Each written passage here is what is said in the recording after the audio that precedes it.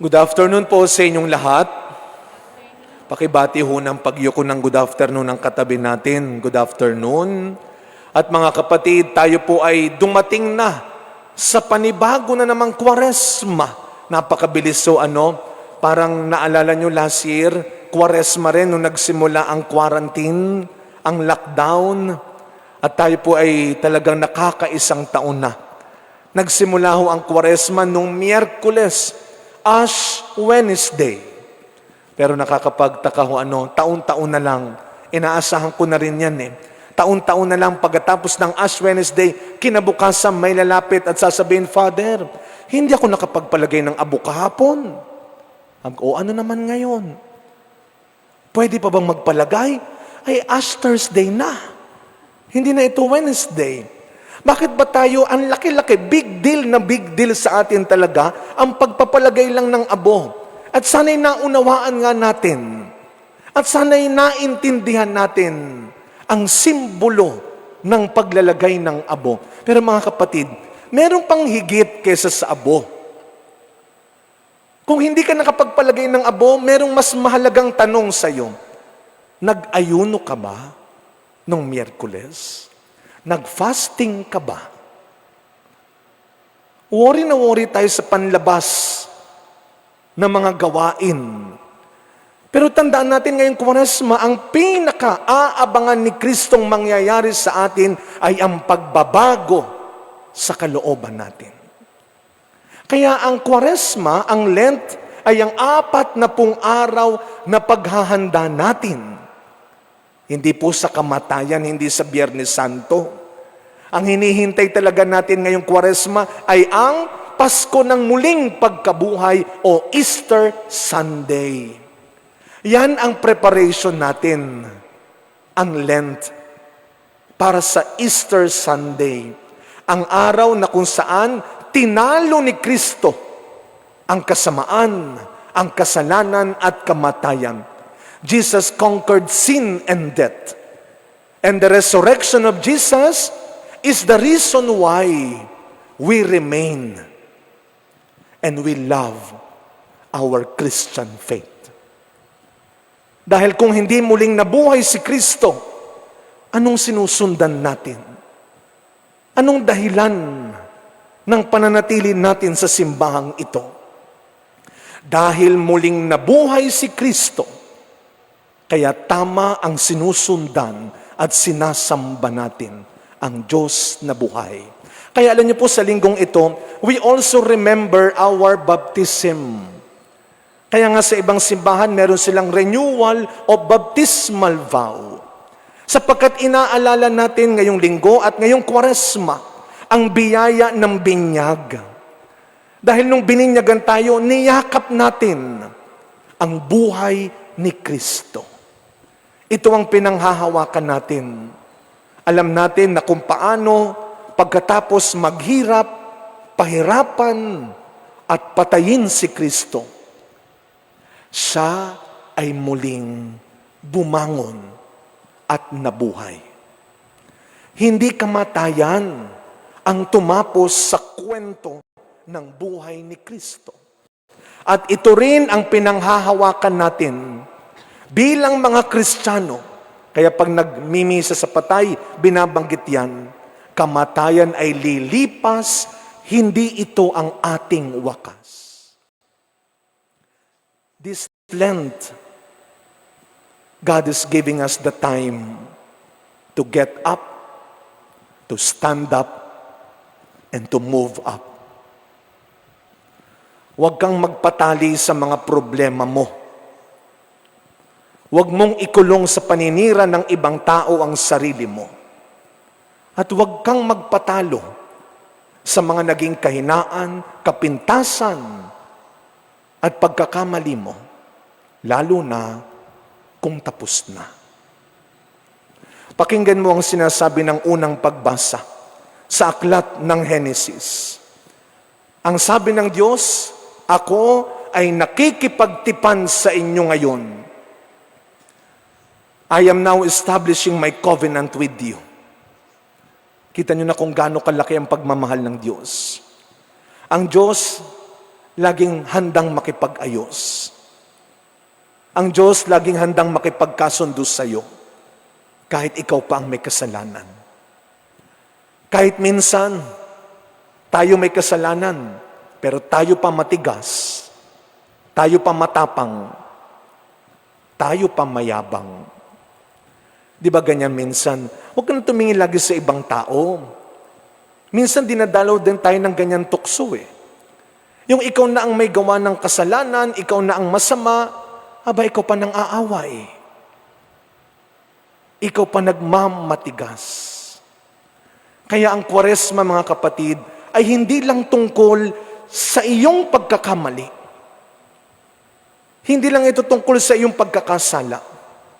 Ngayong Kwaresma, binibigyan ka ng Diyos ng panahon para magsisi at maging tama. Sabi ko nga nung Ash Wednesday, huwag mo na masyadong ipagdikdikan pa sa sarili mo na naging mali at masama ka. Alam na ng Diyos yan. Lent is not just about how sinful you are, but Lent is all the more about how merciful God is. Kaya kung laging may duda ang mga kasama mo na may maaayos at magbabago pa sa iyo, lagi mong tatandaan na lang at mas pakikinggan mo na ang awa ng Diyos hindi mauubos, hindi magbabago. Sabi nga ni Pedro sa ating ikalawang pagbasa ngayon, napakaganda. Dahil sa kamatayan ni Kristo sa krus, pinatawad, niligtas ang tao sa kasalanan.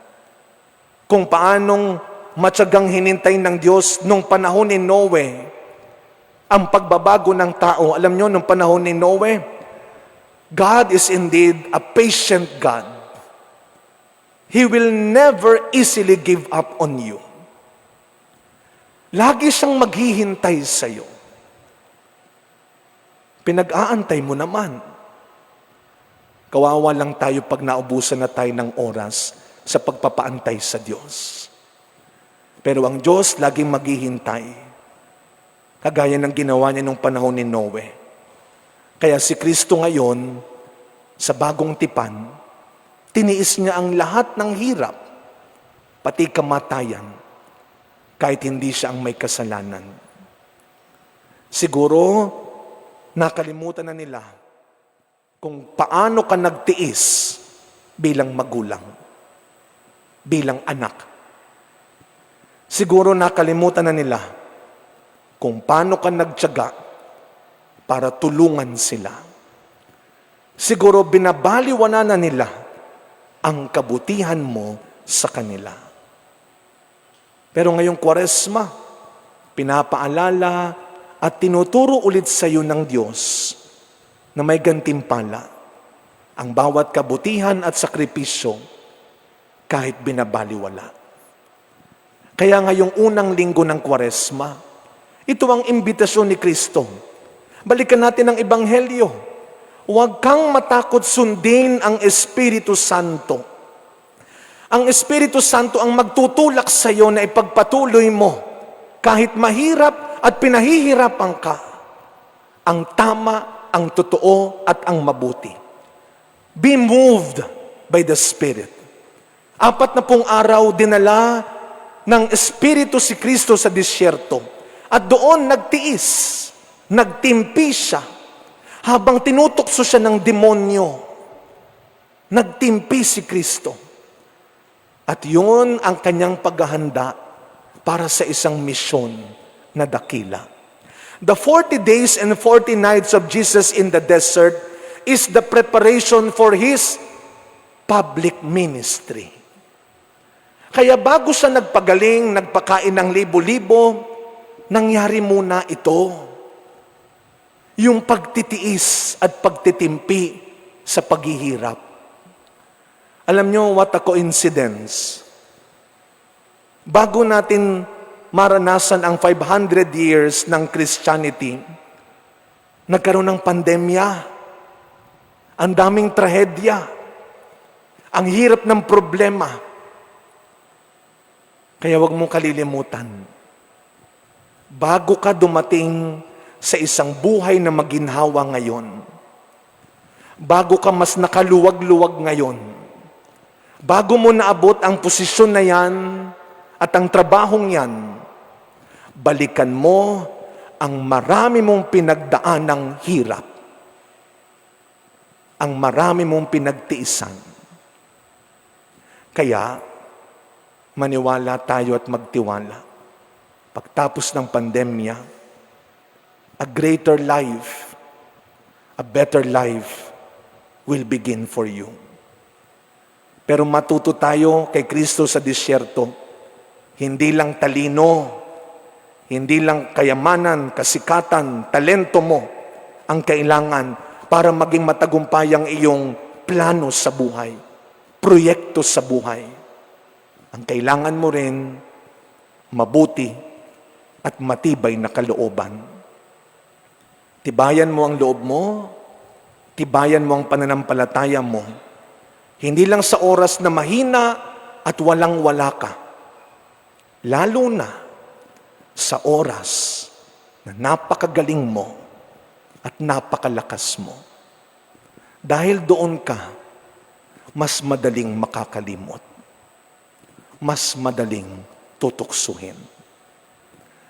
Kaya mga kapatid, sa pagpapatuloy ng misa natin, ngayong unang linggo ng Kwaresma, sundin natin ang Espiritu Santo sa dalawang bagay na gagawin natin ngayong Kwaresma. Una, always give and say your yes sa pagkakataong maging buo ang loob para gawin pa rin kung ano ang tama at mabuti. Pangalawa, always give and say no sa demonyo, sa tuksong maging alipin ka ng kasinungalingan, ng galit, ng kadamutan. Every day, be moved by the Spirit. Pagkatapos ng bawat paghihirap at pagpapahirap, pagkatapos ng bawat pagsubok at problema, magpapatuloy ang buhay ng mas matibay at mabuting tao ka na. Be moved by the Spirit.